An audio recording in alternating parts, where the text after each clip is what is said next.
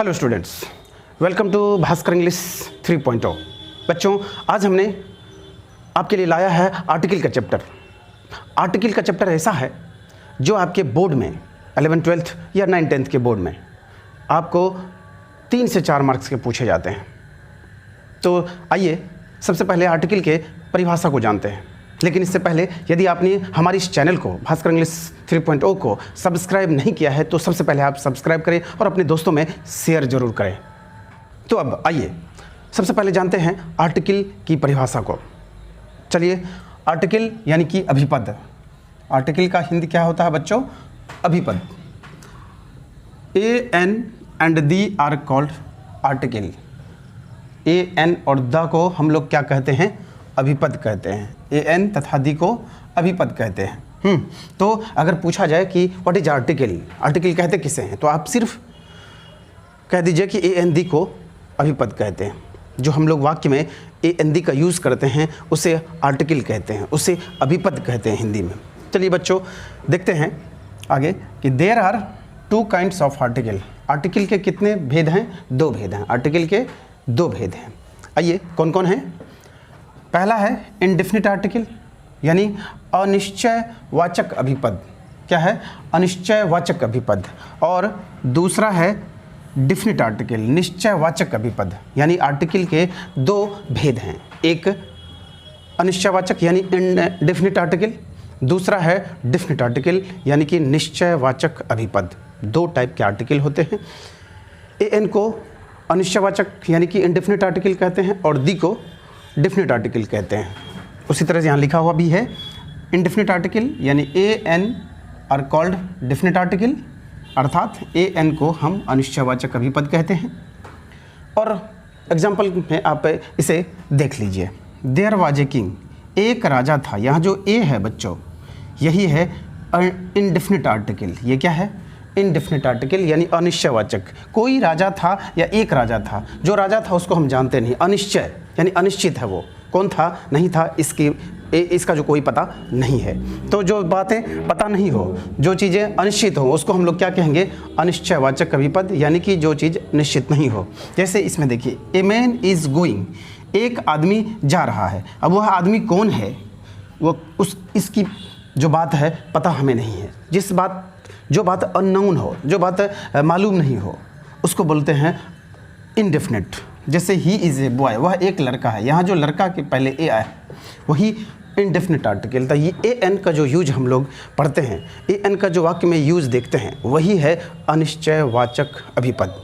अब आइए आगे है डिफिनिट आर्टिकल। सबसे पहले जानते हैं डिफिनिट आर्टिकल कहते किसे हैं। तो definite article, the is called definite article यानी दी को निश्चयवाचक अभिपद कहते हैं। जो दी है, ए एन को अनिश्चयवाचक यानी अनिश्चितता का बोध कराता है, और दी को निश्चयवाचक यानी कि ये दी जो है किसी चीज़ को निश्चित करता है यानी निश्चितता का बोध कराता है। तो जो चीज़ें निश्चित होती है उसको संकेत करने के लिए हम लोग उस नाउन के पीछे दी का यूज़ करते हैं। द या दी, वॉवेल से पहले हम लोग दी पढ़ते हैं, कॉन्सोनेंट से पहले हम लोग द पढ़ते हैं। अगर कोई नाउन द से शुरू होता, नाउन के पहले द लगता है यानी कि दी, तो नाउन वह कॉन्सोनेंट से शुरू है कि वॉवेल से शुरू होता है, उस पर दी या द का उच्चारण होता है। तो उसको भी आगे सिखाएंगे। पहले सीखिए। सबसे पहले तो सीख लिए कि डिफिनिट आर्टिकल कहते कैसे हैं। दी को डिफिनिट आर्टिकल कहते हैं, जिसको निश्चयवाचक अभिपद कहते हैं। जैसे एग्जाम्पल में आइए, द बॉयज़ आर रीडिंग, लड़के पढ़ रहे हैं। अब जो लड़के हैं पढ़ रहे हैं वो निश्चित है, इसलिए दी का प्रयोग करेंगे बच्चों। जैसे द काउ इज ग्रेजिंग, ये जो द काउ यानी कि गाय जो है वो चर रही है। ये जो गाय है वो निश्चितता का बोध कराता है कि चर रही है। वो अभी सामने में गाय है, जो हम लोग उसकी तरफ इशारा करके कह रहे हैं कि गाय चर रही है। वो जो है निश्चितता का बोध कराता है। जैसे कि he is the best boy, वह सबसे अच्छा लड़का है। जो लड़का है उसके सुपरलेटिव डिग्री में जब प्रयोग होता है, जब उसकी क्वालिटी को सुपरलेटिव डिग्री में हम लोग दिखाते हैं, तब उसके पहले दी का यूज़ करते हैं। बहुत सारे दी का यूज़ है जो बहुत ही कन्फ्यूजिंग होते हैं, जो बहुत ही कन्फ्यूजिंग होता है बच्चों के लिए। लेकिन हम आपको इतने ईजी वे में पढ़ाएंगे जो आपके कॉन्सेप्ट को क्लियर कर देगा। आइए देखते हैं। जैसे द सन इज हॉट, सूरज गर्म होता है। यानी कि दुनिया में जो है कोई भी चीज़ एक हो तो एक चीज़ के पहले, यानी कि कुछ अपवाद है प्रॉपर नाउन में जिसमें दी यूज़ होता है, जैसे सूरज है, पृथ्वी है, चंद्रमा है, वगैरह वगैरह में। तो द सन इज हॉट। तो इस तरह से जो दी का यूज हो रहा है बच्चों, ये जो दी का यूज हो रहा है, इसी दी को हम लोग कहते हैं डेफिनेट आर्टिकल। तो मुझे उम्मीद है कि आप डेफिनेट और इनडेफिनेट समझ गए होंगे। डेफिनेट आर्टिकल किसे कहते हैं?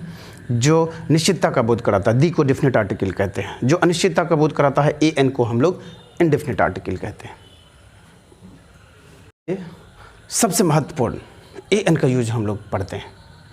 1 से 2 मार्क का ए एन निश्चित रूप से पूछे जाते हैं, 12वीं में हो या 10th में हो, निश्चित रूप से पूछे जाएंगे। आगे कंपटीशन में भी आपको पूछे जाते हैं। तो सबसे पहले इसके कॉन्सेप्ट को समझिए। इसके कॉन्सेप्ट को समझ लेंगे तो फिर आपको यूज करने में ए एन का कोई दिक्कत नहीं होगा। जैसे बचपन वाली चीज़ों को आप जो लोअर स्टैंडर्ड की पढ़ाई, उसमें जो पढ़ाया जाता है कि वोवेल से पहले एन लगाएं, कॉन्सोनेंट से पहले ए लगाएं, वो कॉन्सेप्ट जो लोअर स्टैंडर्ड के लिए बच्चों के लिए वो ठीक है, लेकिन हायर स्टैंडर्ड के बच्चों के लिए आपको आधा अधूरा ही सही है कि वोवेल से पहले एन लगाइए और कॉन्सोनेंट से पहले ए लगाइए। आपको पूरा का पूरा जो रूल है हायर स्टैंडर्ड के लिए वो यहाँ पर है। चलिए सीखिए। सबसे पहले यूज ऑफ ए एन का देखिए। ए एन का मतलब एक या कोई। यूज सीखेंगे। ए एन का प्रयोग किसी सिंगुलर कंटेबल नाउन, एक नाउन, यानी कि नाउन जो है वो सिंगुलर होना चाहिए, नाउन कंटेबल होना चाहिए, एक होना चाहिए। सिंगुलर कंटेबल नाउन यानी SCN से पहले होता है।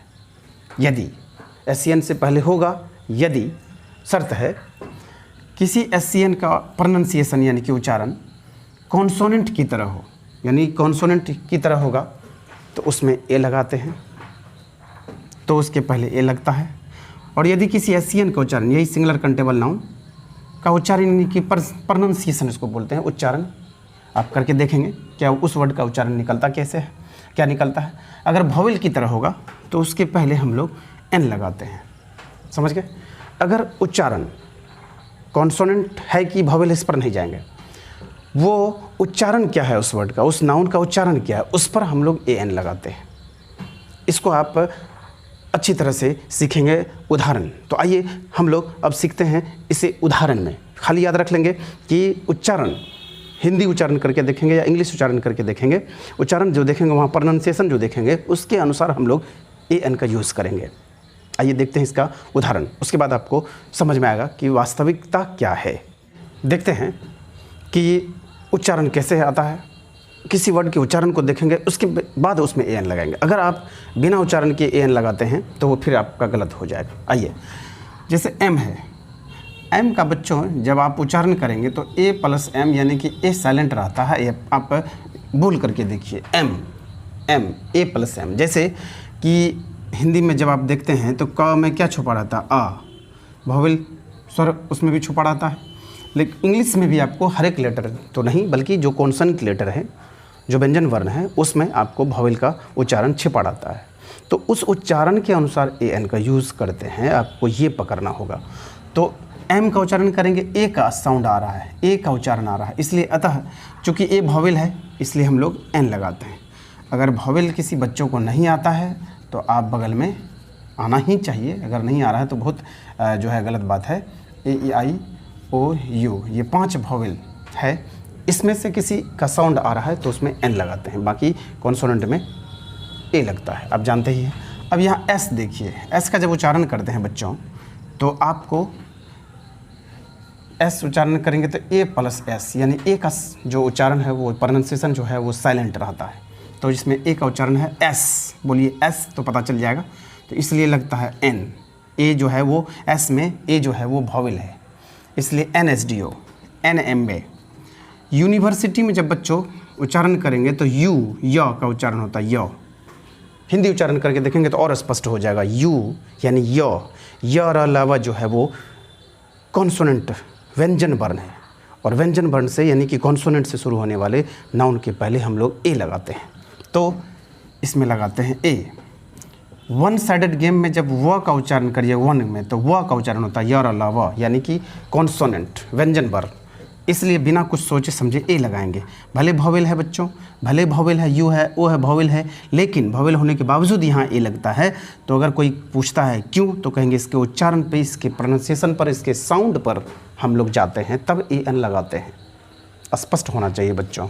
जैसे यूनियन, यू, य और लब पढ़िए, तो य व्यंजन वर्ण है, कॉन्सोनेंट है, इसलिए यू भले वॉवेल है तो एन नहीं लगाएंगे गलती से, जो बचपन में आपने सीखा है लोअर स्टैंडर्ड में, तो एन नहीं लगाएंगे, तब क्या लगाएंगे ए, यू, य। उच्चारण पे जाएंगे, बार बार मैं कह रहा हूँ किस पर जाएंगे, उच्चारण पे जाएंगे। इसका उच्चारण कीजिए यूरोपियन, य, तो फिर ए लगाएंगे। वीडियो, ब, ए लगाएंगे। एम ए, फिर एम ए आ गया बच्चों, फिर ऊपर में एम ए डाले ही हैं तो एम ए को हटा दिए हमने, ठीक है। तो इस तरह से आपको पता होना चाहिए कि ए एन का यूज आखिर होता कहाँ है। अब कुछ और उदाहरण देखते हैं, आप सीखिए, समझिए, खुद से बनाने का पहले प्रयास कीजिए, ठीक है। स्टॉप करके, वीडियो स्टॉप करके आप खुद से प्रैक्टिस पहले करिए, उसके बाद फिर देखिए, फिर आपको मज़ा आएगा। चलिए मैं आपको सिखाता हूँ, कोशिश करिए। एफ़ का उच्चारण करेंगे तो एफ़ में ए प्लस एफ़ होता है बच्चों, ए साइलेंट रहता है, एफ़ बोलने पर आपको ए का उच्चारण होता है। जैसे हिंदी में य बोलेंगे तो य प्लस अ, या, आ, उसी तरह से इंग्लिश में भी होता है, इंग्लिश के लेटर में भी छुपा रहता है वॉवेल। तो इसमें चूंकि ए का साउंड आ रहा है, भले ये कॉन्सोनेंट है लेकिन ए नहीं लगा के तब हम लोग लगाते हैं an, F O, an F O, a F O नहीं, एन एफ ओ, चूँकि ए का उच्चारण जो होता है वो ए जो है वो वॉवेल है। जैसे ओ एल, अब देखिए कहीं कहीं क्या होता है, आपको मटेरियल नाउन दे दिया जाएगा, मटेरियल नाउन को गिन ही नहीं सकते, जो चीज़ गिना नहीं जा सकता उसमें हम ए एन का प्रयोग करेंगे ही नहीं। मिल्क अनकंटेबल नाउन होगा ही नहीं। एप्पल, देखिए इसको गिन सकते हैं, याद रखिएगा ऊपर में ही रूल लिखाए हुए हैं, सिंगुलर कंटेबल नाउन, यानी कि गिनने वाला संज्ञा एक सिंगुलर कंटेबल होना चाहिए, मतलब सिंगुलर कंटेबल में ही ए एन यूज़ करेंगे। एप्पल में एन। कॉज, देखिए कॉ में एस लगा हुआ है, यानी कि ये बहुत सारा कॉज हो गया, और एक से अधिक हो तो नो आर्टिकल का यूज़ करेंगे। इसका उच्चारण यू होता है बच्चों, you, E W E U मना होता है भेरा। क्या होता है? भेरा, भेरा भेरी जो आप सुने होंगे, भेरा है ना।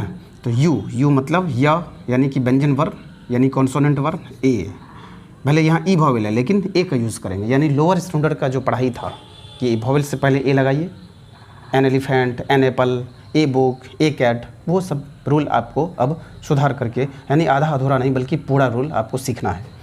हॉस्पिटल, हा का उच्चारण हा, यर अलावा में हा, यानी ए। मेन, देखिए मेनेमियन माने बहुत सारा आदमी हो गया, इसमें नो आर्टिकल, ज़्यादा आदमी में। चिल्ड्रन मतलब बहुत सारा बच्चा हो गया, जब प्लुरल में हो तो उसमें नो आर्टिकल का यूज़ करते हैं बच्चों। इस तरह से मुझे उम्मीद है कि आप ए एन का प्रयोग 100% सीख लिए होंगे।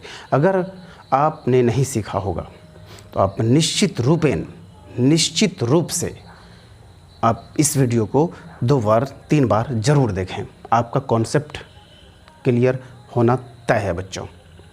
तो अंत में ए एन का प्रयोग हमने आपको आज सिखाया है। अगले वीडियो में हम आपको जो है ए एन कहाँ नहीं होता उसका रूल भी हम लाएंगे और द का प्रयोग भी लाएंगे।